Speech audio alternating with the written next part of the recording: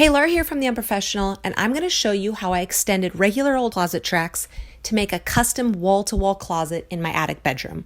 Now, I didn't get everything on video, but fortunately I have a few pieces of leftover track so I can show you exactly what I did. My closet opening is 119 inches, and I wanted a triple track to support 3 doors. To make a triple track, I put a bypass track and a single track next to each other, but the longest I could find was 96 inches. Rather than custom order an expensive track, what I decided to do was buy 2 72-inch tracks of each, bypass and single, put one track up, and then cut the other one down so that it fit in the 119-inch space.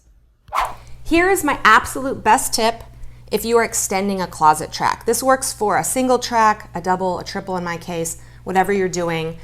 This works the best. So you're taking 2 pieces of track, or 2 separate tracks rather, and you're putting them together probably to make a longer one. Keep one track intact and measure the second one and cut that. I cut it just on a miter saw with my regular blade and it was totally fine.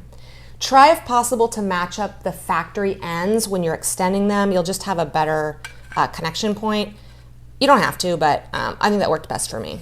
You would put up one side exactly where you want it to go. So I've got my one side up.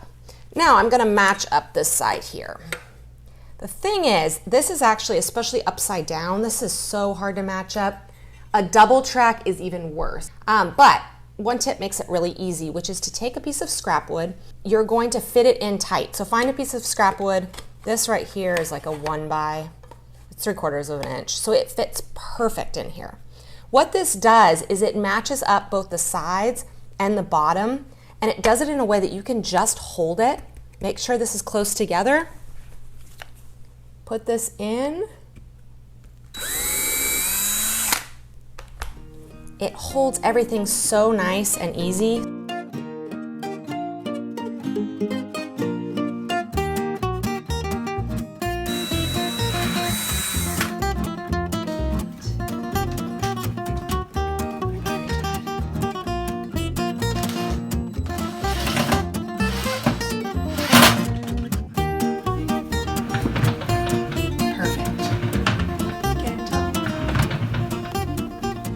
And that is how I made an extra long triple track for my custom closet.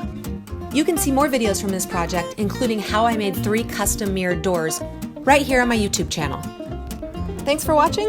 This has been Laura from The Unprofessional. To see written instructions for this project and other DIY projects, visit my website, theunprofessional.com.